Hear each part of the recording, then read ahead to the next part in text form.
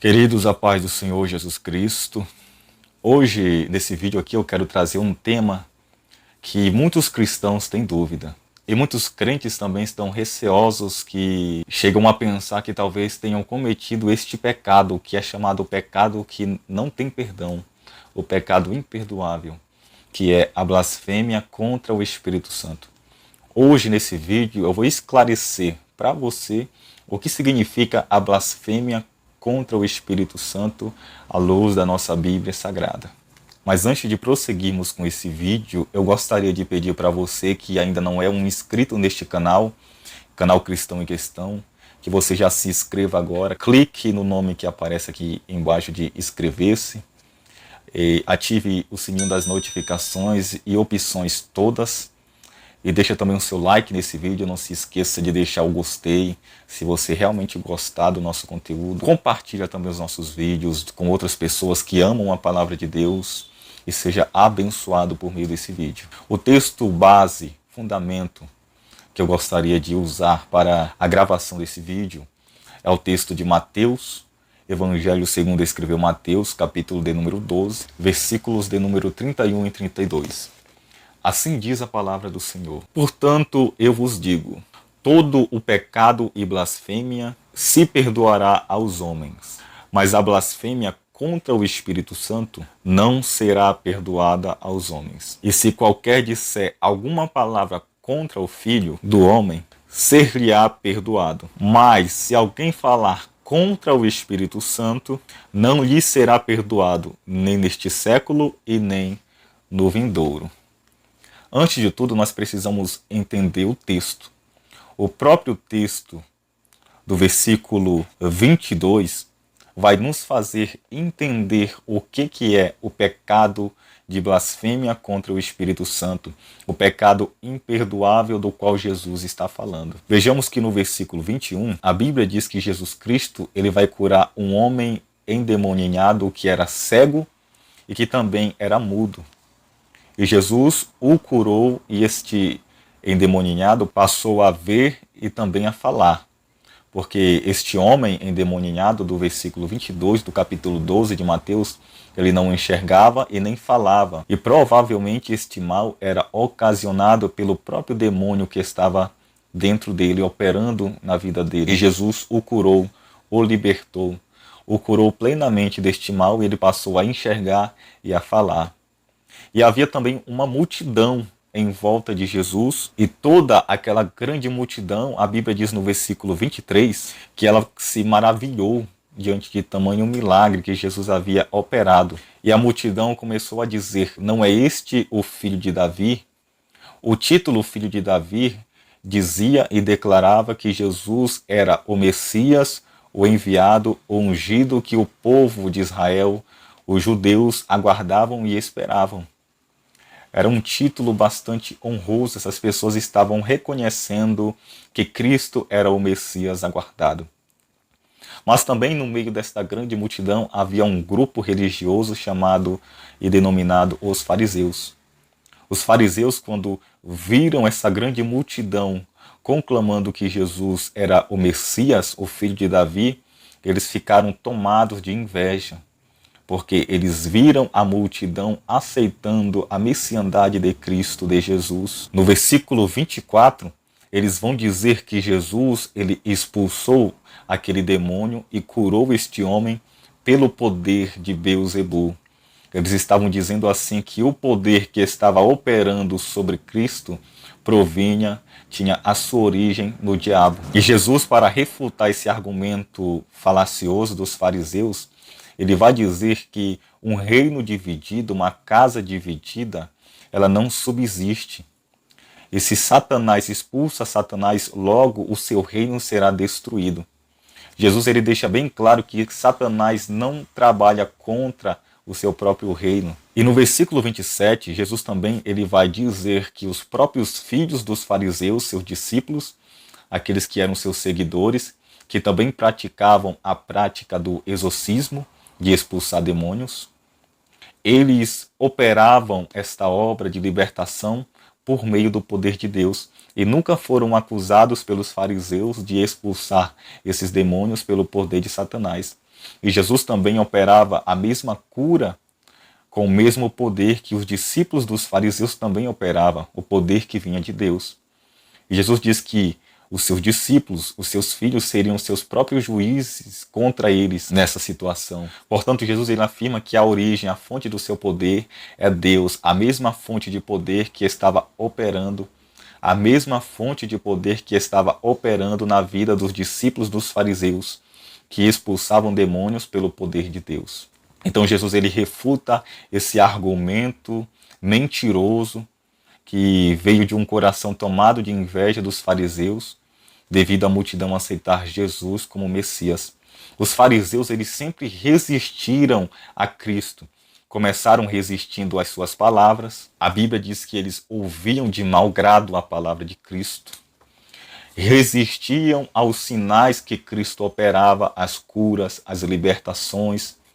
A Bíblia vai dizer que quando Jesus ele ressuscitou a Lázaro, eles decidiram não somente mais matar Jesus, mas também matar Lázaro, porque o testemunho da ressurreição de Lázaro estava convertendo os judeus. Eles estavam totalmente endurecidos, sabiam que o poder que estava operando em Jesus provinha de Deus, mas estavam atribuindo conscientes e deliberados a Satanás. Então este é o pecado de blasfêmia contra o Espírito Santo. Os fariseus, eles blasfemaram contra o Espírito Santo quando atribuíram a Satanás o poder pelo qual Cristo realizava os seus milagres. E aqui nós temos que tomar bastante cuidado, porque isso também pode ocorrer na própria igreja. Tem pessoas que são precipitadas ao discernir que pessoas estão falando em línguas ou profetizando, elas atribuem isto a Satanás, quando na verdade não tem certeza. Antes de você dizer que alguma operação dentro da igreja provém de Satanás, você tem que primeiramente saber se tem ou não o dom de discernir espíritos. Se você não tem esse dom, então fique quieto. Deixe para pessoas que Deus concedeu o dom de discernir espíritos. Não se precipite ao afirmar que pessoas estão falando em línguas, profetizando ou estão sendo tomadas em alguma obra do Espírito Santo. Não se precipite em afirmar com certeza e exatidão que essas pessoas estão sendo tomadas pelo diabo, porque elas podem estar sendo tomadas pelo Espírito. Não se precipite ao ver uma pessoa cair e dizer que ela caiu pelo poder de Satanás, porque talvez quem está operando nela é o próprio Espírito Santo. Aqui nós temos que tomar cuidado, aqui nós temos que ter o dom de discernir espíritos, para que realmente possamos afirmar que o poder que está operando, que está trabalhando, provém de Satanás. Então, a blasfêmia contra o Espírito Santo é a rejeição contínua e deliberada do testemunho que o Espírito Santo dá de Cristo e da sua palavra e da sua obra de convencer o homem do pecado. Aquele que rejeita a voz do Espírito Santo e se opõe a ela, afasta de si mesmo o único recurso que pode levá-lo ao perdão divino. Esses fariseus estavam atribuindo um feito de Cristo operado pelo poder, pelo dedo de Deus, a Satanás. Estavam resistindo a algo que Jesus estava fazendo pelo poder de Deus. E esse endurecimento era um endurecimento deliberado, consciente. Eles estavam endurecidos porque queriam estar. Eles não criam porque não queriam crer. Eles rejeitavam a Cristo não porque não acreditavam na obra de Cristo, mas porque queriam rejeitar a Cristo, a sua obra, porque estavam tomados de inveja. Jesus ele nos ensina que nem mesmo se alguém ressuscitasse dos mortos, estes fariseus ou qualquer pessoa que está em contínua e deliberada resistência ao Espírito Santo, ele pode se converter. Na parábola do rico e o Lázaro, o rico disse a Abraão que ele ordenasse a Lázaro retornar à vida e pregar, falar daquele lugar aos seus 5 irmãos que estavam vivendo o mesmo estilo de vida que ele. Mas Abraão disse que ele tinha Moisés e os profetas e que eles deviam ouvi-los. Mas o rico relutante disse: não, pai Abraão, mas se um dentre os mortos ir ter com eles, eles se converteriam. Mas Abraão diz que nem mesmo se alguém ressuscitasse dos mortos, eles creriam. O maior milagre que Cristo operou foi a sua ressurreição. Mesmo assim, os judeus continuaram endurecidos. Houve muitos judeus que pagaram para que os guardas que estavam guardando o túmulo de Jesus Cristo dissessem que os seus discípulos haviam roubado o seu corpo, negando assim deliberadamente a ressurreição de Cristo. Jesus Cristo, ele disse em João capítulo 16, versículo 8, que quando o Espírito Santo viesse, ele convenceria o homem do pecado, da justiça e do juízo de Deus. O Espírito Santo é aquele que traz o homem para perto de Deus, como? Expondo o seu pecado, mostrando ao homem o seu pecado, o seu erro, mostrando ao homem a solução para o seu pecado, que é a justiça de Cristo, e mostrando também ao homem o juízo sobre ele, que se ele não se converter dos seus pecados. Mas há muitas pessoas que resistem ao Espírito Santo, resistem, endurecem, não aceitam o único meio de trazer o pecador a Deus. E isso é blasfêmia contra o Espírito Santo. Esse é o pecado imperdoável, é a contínua e deliberada resistência, rebelião ao Espírito Santo, a voz do Espírito Santo, a ação do Espírito Santo de trazer o pecador a Deus. O pecado imperdoável é a deliberada recusa de reconhecer o poder de Deus em Cristo, porque indica uma insensibilidade consciente e irreversível. E para finalizar aqui, eu quero te apresentar 4 passos que levam o homem à blasfêmia contra o Espírito Santo. O primeiro passo que leva o homem a blasfemar contra o Espírito Santo é entristecer o Espírito Santo. Como é que eu entristeço o Espírito Santo? Nós entristecemos o Espírito Santo é quando pecamos e não reconhecemos o nosso erro, o nosso pecado, mas continuamos a pecar deliberadamente, conscientemente, mesmo sabendo que aquilo é mal. Nós entristecemos o Espírito Santo quando pecamos e não pedimos o perdão de Deus, a misericórdia de Deus. E se isso for contínuo, levará o homem à resistência ao Espírito Santo. O segundo passo que leva o homem a blasfemar contra o Espírito Santo é resistir ao Espírito Santo. Resistir ao Espírito Santo é não se submeter àquilo que o Espírito Santo está gerando dentro de nós, um arrependimento.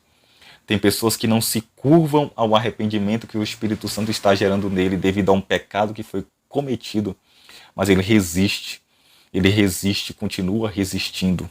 E resistir ao Espírito Santo leva ao terceiro passo para a blasfêmia contra o Espírito Santo, que é o apagamento do Espírito Santo.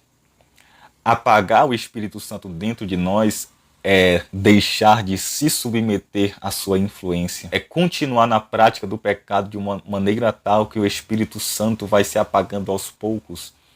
É resistir ao perdão. É não se submeter ao perdão. É não se submeter à voz do Espírito. Então o Espírito dentro da pessoa vai se apagando.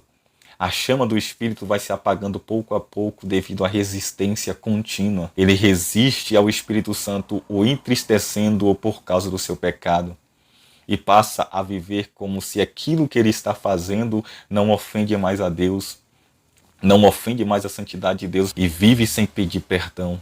E quando pede, já é pensando em pecar novamente. Isso é apagar o Espírito Santo dentro da pessoa. É apagar a sua influência dentro de nós, em nossa mente e corações. É apagar o seu poder dentro de nós para resistir ao pecado.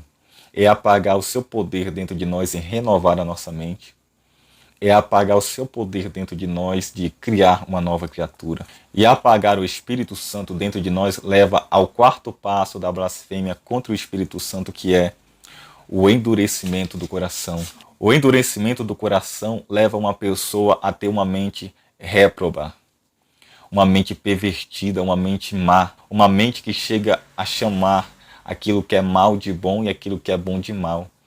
Uma mente que está já cauterizada, uma consciência que passa a aprovar aquilo que é reprovável. Isso se chama endurecimento. A pessoa não sente mais o pesar que o pecado gera em uma pessoa quando ele peca. O endurecimento do coração faz as pessoas pensarem que o que está escrito na palavra não é verdade, que Deus não vai mandar ninguém para o inferno. que Deus não vai punir ninguém, que Deus é amor e não pode levar ninguém ao inferno, que Deus é amor e não pode levar ninguém ao sofrimento eterno. O endurecimento distorce a visão de Deus que uma pessoa tem e passa a mostrar uma visão de um Deus que ama o pecador e ama também o seu pecado, quando na verdade Deus ama o pecador, mas aborrece o pecado. A ira de Deus está sobre aquele que peca e não se arrepende. Sobre ele repousa a ira de Deus. O juízo de Deus é contra aqueles que pecam e não se arrependem. O juízo de Deus é contra aqueles que praticam a impiedade. Quando o endurecimento do coração chega a um ponto que somente Deus pode conhecer, o Espírito Santo já não trabalha mais na vida daquela pessoa. Aí o Espírito não contende mais com aquela alma. Porque ele está resistiu a tal ponto de endurecer. Então Deus abandona essa pessoa à sua própria sorte, devido ao seu endurecimento. Deus pode abandonar uma pessoa quando ele chega a esse quarto estágio de blasfêmia contra o Espírito Santo, um endurecimento. Um endurecimento tal que a pessoa não sente mais a necessidade de voltar-se a Deus em perdão e misericórdia. Então, quando você que está na igreja estiver receoso quanto a esse pecado, faça uma análise de você mesmo diante dessa palavra, que você vai ver que o ato de você se arrepender e voltar para Deus já diz e declara que você não está cometendo esse pecado imperdoável. Que Deus em Cristo possa abençoar a sua vida, que esse vídeo possa ter te ajudado, te edificado e que possa te esclarecer acerca deste assunto bastante difícil. E se você gostou, não se esqueça, inscreva-se no nosso canal, deixe-nos o seu like, compartilhe os nossos vídeos e nos espere até o nosso próximo vídeo. Glória a Deus.